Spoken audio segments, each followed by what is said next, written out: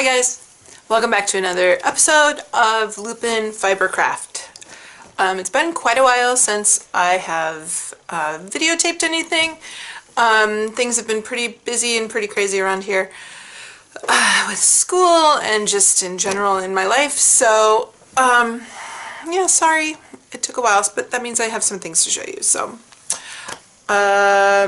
you can find me if you are so inclined. You can find me on Instagram as Lupin Fibercraft, and you can also see me on Ravelry, same name, Lupin Fibercraft. So let's just kind of jump right into it. So I have a finished object to show you, and I'm really excited about this finished object. Yay! It is my fade shawl. I'm gonna back up just a little bit. Oh, wrong way. Okay, so this is made of Madeline Tosh, if you remember.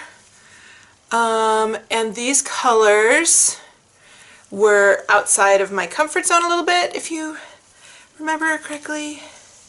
Like this yellow for sure, that is not something that I wear very often, although I have kind of goldish tones, as you can see in my house.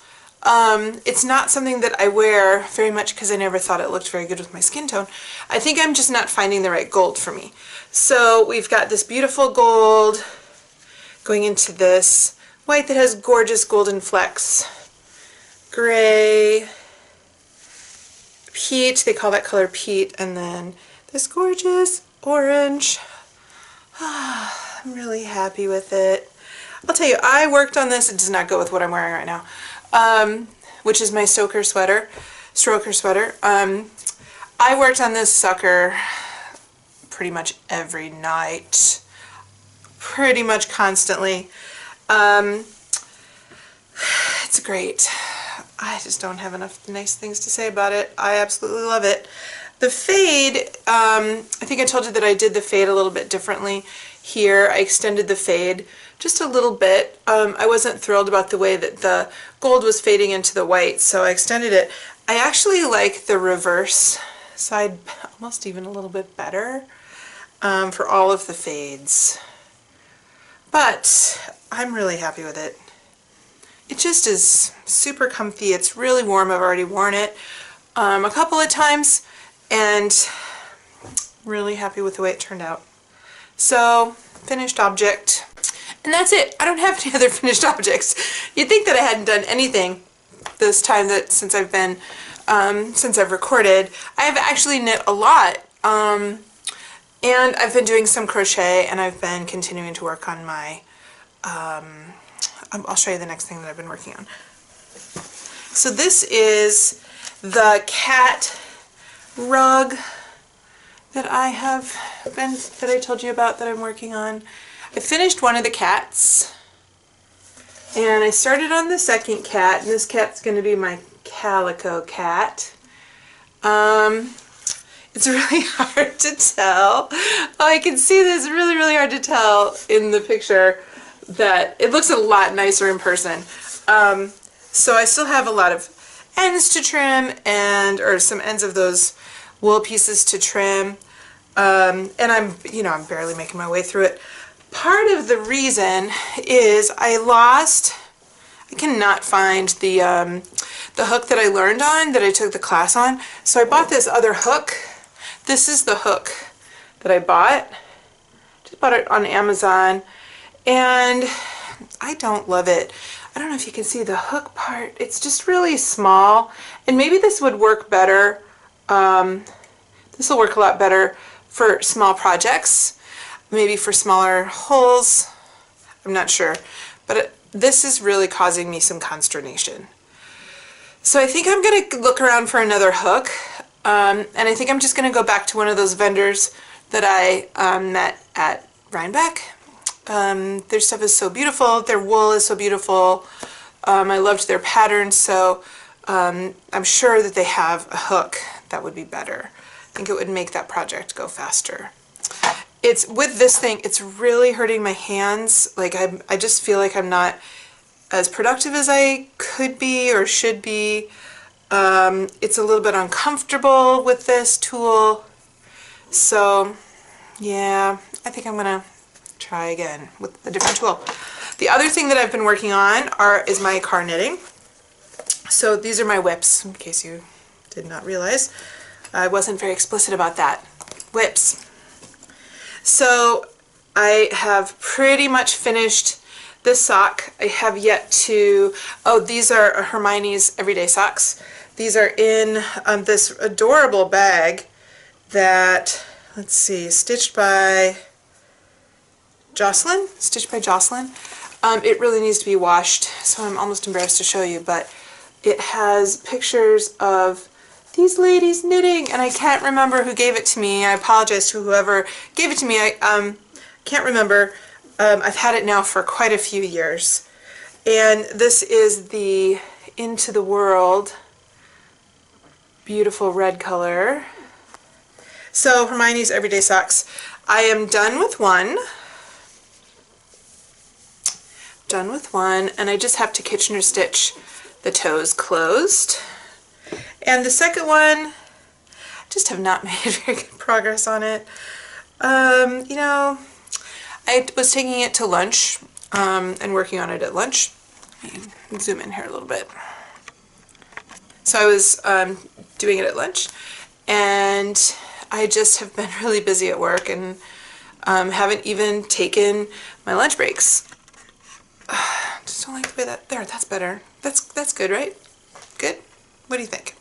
So I really have been not taking a lunch as often as I should.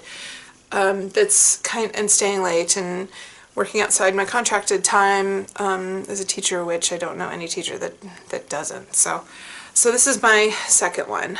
Oh, I guess I could take these out. This is my second one. I am less than halfway done. So I brought them in from my car. I might just work on these inside the house too. Or I'm going to cast on another pair of socks. Because I think I remember last time I talked about how I'm going to change how I do socks a little bit. I'm going to reduce my needle size to make a tighter, more sturdy fabric. I think I think I'll like my socks better. After so many years of making socks, it's just taken me a while to get to the point where I think I need to do that. So that's going to be my next pair of socks. So I'll probably cast that on this week. Another project that I'm working on are those mittens that I told you about for my aunt. Well, it's March. It's almost April, and I'm still working on them. The Find Your Fade was just too addictive. I just couldn't stop doing it. So these mittens are going to get frogged. So these are being made out of just cascade fingering. Okay, cascade fingering weight in these 3 colors. And the mittens that I'm making are, I can't remember the name of them. They're from these guys. So I finished one. I can't remember if I had this one finished last time. I think that I did. I know I did, yeah, except for the thumb. So the other side just looks like this. There's a couple errors in it, and I could see them. You know, they essentially wink at me every time I look at these. But and they were too small for me, so I was going to give them to my aunt. So I cast on the second one, and I am making pretty decent time. I'm using my cubics for these.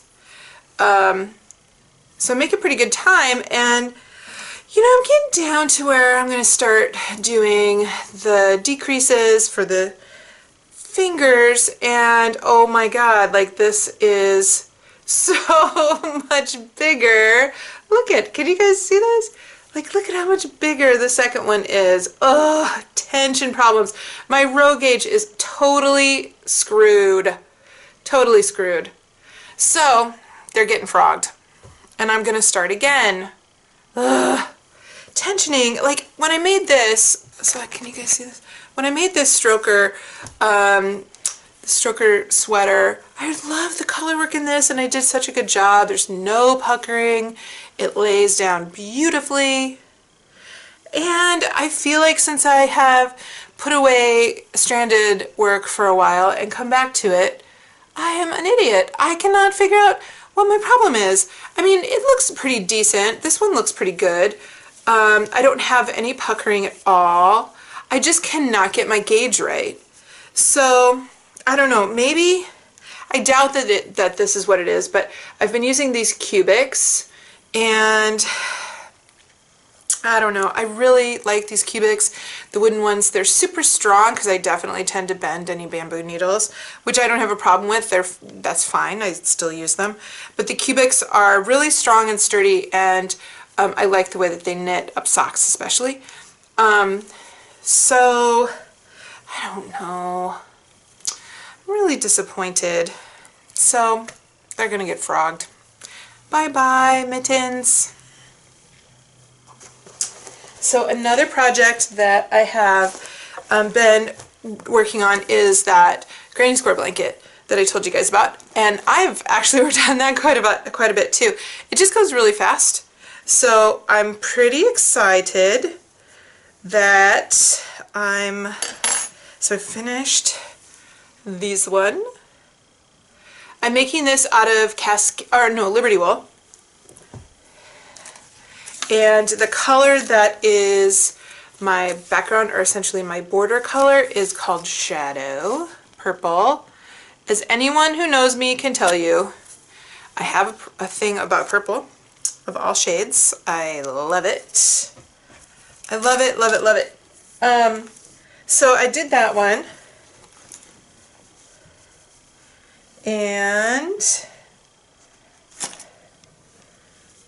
I finished some other squares that I just have to put borders around. So I really have been working a lot on this. This was the one that I think I showed you last time. I just had, oh, here it is. This is the one I'm working on right now. I'm really liking the way this is turning out. This green with the purple is just so happy, and it kind of, that mimics the purple in the center. So this is all one ball. If you don't remember this color, the inside square, this square right here, that's all one ball. It's a very good, I love it. And then the shadow is just getting put around the edges is the border, and then it'll be a border around the entire blanket as well. So I've been making a lot of these. I've really been making square after square. Ooh, that's a mimic. That's a double.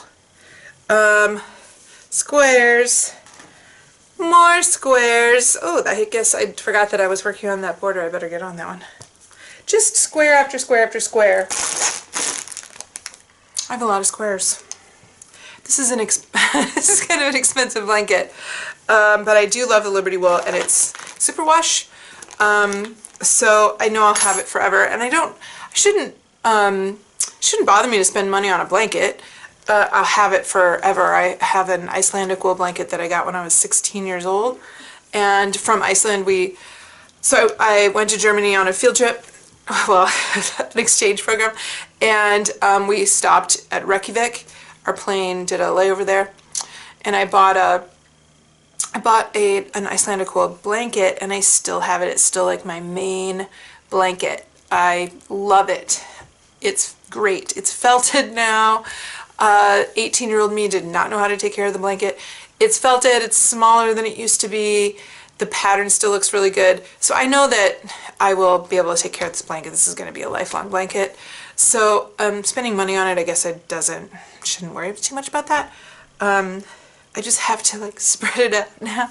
I'm on a bit more of a budget now, so I just need to spread it out. Just do a square here and there.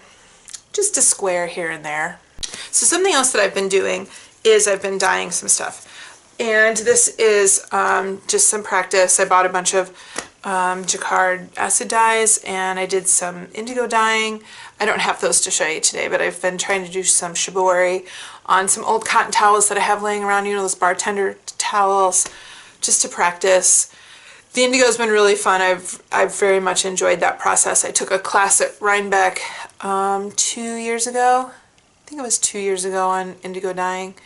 It was pretty cool. Maybe I did it this last year. Doesn't matter. So it's super fun, and I have a lot of indigo to work on, so I'm excited to continue that this summer when maybe I can do it outside. So I've been dyeing some other things. I went and bought just some more inexpensive yarns from, I think I told you this, from Michael's. Yes, Michael's. And started working on it. And these were my first 3 skeins. This is not what it was supposed to look like. I remember, I think I have some video that I'm going to put in this, that I forgot to put citric acid on it. So, of course, these just absorbed everything. And I have a lovely mini shade of gray fail. So then I kept going because I want to do that. I don't give up very easily. So I started working on these 2 skeins. And again, this is 100% wool from Michael's. I don't even remember what the brand was on it. This one is kind of falling apart. So I like the way that these greens, I was trying to get these greens and oranges and chestnut browns to kind of mute into each other, and they really, really did. So, because I was thinking of a sweater. So I also did the sock yarn. Has a little bit of pink in there. Yeah, down here. So what I found really interesting was that this teal color and this color were actually the same exact color going into the pot. And the color just muted really beautifully in this one and stayed nice and vibrant in this one, which is exactly what I wanted to have happen. And then I did this kind of orangish red, this bulky weight. This is nothing to speak of. It's okay. All of these are really just okay. So then I decided I was going to do a Gracie colorway. You guys have met my cat Grace in a previous episode. She's a beautiful half Siamese cat. She's white, gray, a little tiny bit of tan, and these gorgeous blue eyes. So I took some fiber that I had and started to dye it up, and I was really happy with it until I did the blue speckles, and the blue speckles just overpowered this just way too much. I have this beautiful heathery gray. You can kind of see that heather gray that I was really going for right there. And I got this new tool that I think I told you guys about before, this speckling tool. It's actually a pastry tool that Bea and Rose was using to speckle her yarns. So I tried it, and it just speckled it too much. And that's user error. I'm just learning how to use it. So I'm sure I'll use this for something. This is Merino Superwash in nylon that I dyed up. So I'm sure I'll use this for something. It just is not exactly what I wanted. So I'll keep going with that. So that was my dyeing adventure. So really, going from these stinkers, to this, I'm much happier with this. And it's just going to take some more practice. I have some more stuff to dye. I have some yak. So, you know, it's my year of not buying. But I did buy some stuff from Wool to Dye For. And one is this yak. So I'm going to be working on that, and I will show you that as I get that done. I have a sweater in mind, and it's a DK weight yak that I'm very excited about. That's going to be my next sweater. I bought a sweater quantity's worth. So that is what I've been doing with dyeing. Okay, so then I thought that I would tell you a little bit about what I'm going to do, because I don't have that much to share with you this time around. I've showed you these skeins before last time. And again, pretty much outside my comfort zone. So this one is Gail's Art. This stuff is from Rhinebeck this last year. So this is Gail's Art Wonder Sock Super Wool, Superwash Blue Face Leicester 25% nylon. So I've got this one. This is Into the World. I love this colorway. It's called Second Spring. Oh, it's so pretty. And the colors are really like this. Like this is the representation on the screen is really true to the colors that are in this. And then this one is also from Gale's Art. And this one is called Kitchen Sink. And I've been wanting to try brioche. So I am thinking, guys, that this might be my brioche, my first foray into brioche. I think this might be a good color combination for it. Yay! We'll see. Or I could make 3 pairs of socks. Brioche, 3 pairs of socks. Brioche, 3 pairs of socks. I'm gonna have to ponder this. They're both so tempting. Maybe for my first brioche project, I should not use something that I like a lot. I can always frog it. I don't know. We'll see. So, yeah, so that's all I have.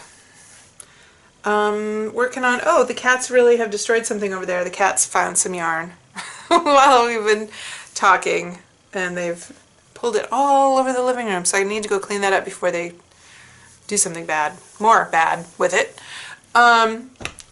So yeah, I should probably go. I need to edit in some of my dyeing stuff into this video. And here comes Button. Hi, Button. Button. Here's my cat, Button. Oh, she's so sweet. She's such a beautiful ginger. Yes, you are. She's such a beautiful ginger. There she goes. She's so cute. There she goes. She is a wonderful cat. I've had her longer than I've had the other 2 cats. She's been here with me for, let's see, I've owned my house now for 12 years, so she's been here for 11 years. We bought her as a pet for another cat. We had this great cat called Mr. Waffle, and he was lonely, so we went and found Button. Button, come here. We went and found Button at the pound, and she was a mess. She was just a tiny little kitten. She was really skinny, and she had infected eyes. She had bugs. She had an upper respiratory infection. She's my baby. She also like has a neurosis. She really is neurotic. I think that something might have happened to her at some point that, well, I know what happened to her, but that's a different story for a different not video time. It's pretty personal, but she is kind of neurotic now. I think she has a little PTSD, maybe an anxiety disorder, I'm not sure, as if there isn't, all cats seem to have anxiety disorders, they're all crazy. So she gets a little crazy sometimes. So yeah, I think that the last week has been kind of rough. Just some personal things that have been happening. And I was just thinking about it last night, so sorry. How much knitting has helped me through the last, I don't know, 8 or 9 years. It's ridiculous that it has so much, it's meant so much to me. But it just lets me put aside the things that are happening at the moment and just focus on something else for a while. I get to be creative, and so knitting has been a great thing for me. It's also like I've made so many great friends from it, and my best girlfriends, the people I'm closest to, some of the people I'm closest to are because of knitting. It's a creative outlet that really I think keeps me going. Isn't that crazy that something so simple can do that? So yeah. Oh, I do have something that I did an indigo dye of. So this was a sock blank that I bought, and I did an indigo dye with this. It's just I think I did 2 dips, and I didn't do anything weird. I just wanted to see what 2 dips look like from this indigo bath. So this will probably be my next. This will be cast on for socks. I got the Lane magazine. It's really beautiful. I guess it's not Lane, it's Lana. I heard somebody pronounce it the other day, and I think they said it was Lana. I'm probably saying that totally wrong. But there's a pair of socks in there that I think I'm going to cast on. So this is the one that I'm talking about. And the socks that I'm going to cast on are Fragment.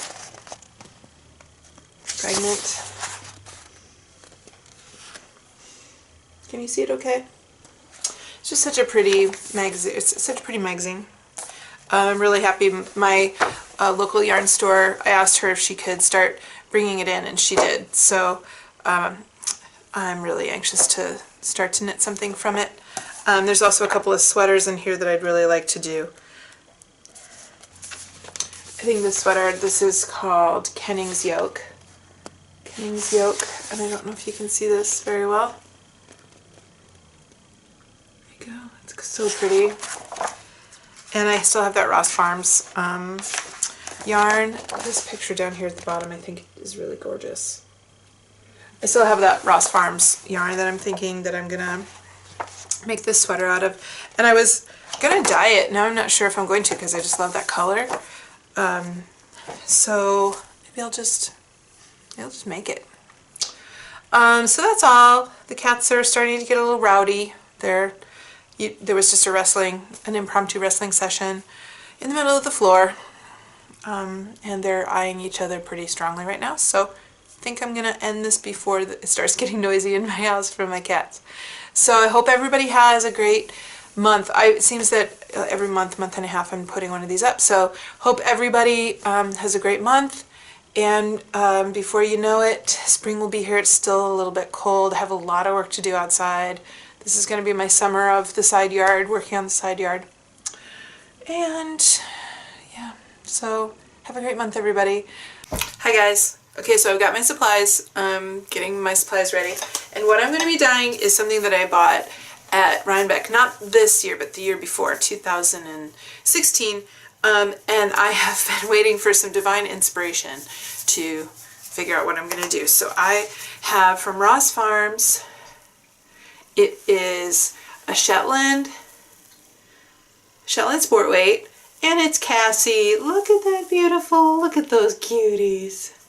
I love it that Ross Farms puts the name of their sheep and the name of the sheep that the skein came from. I think that's so cute.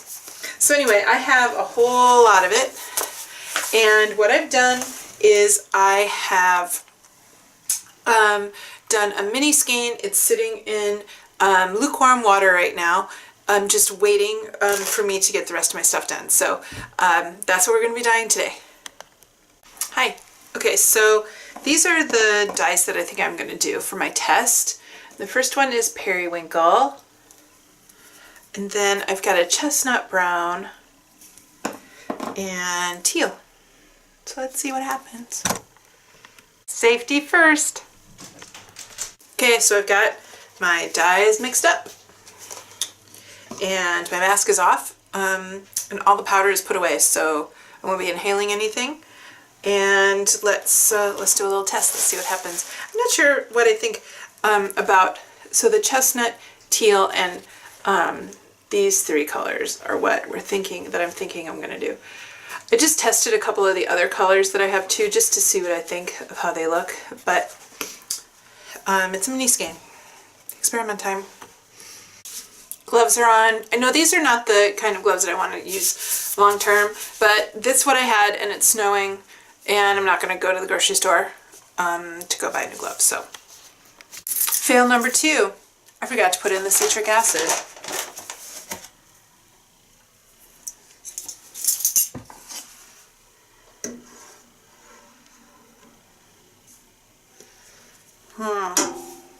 How many more will there be?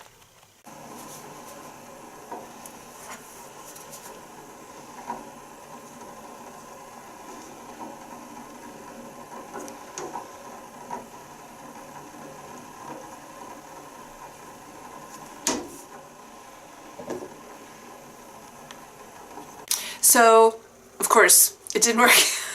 We have achieved simmer. I'm just letting it cool down to room temperature before I take it out, because it is a shade of gray that I could probably use in something else. So, we learn from our mistakes.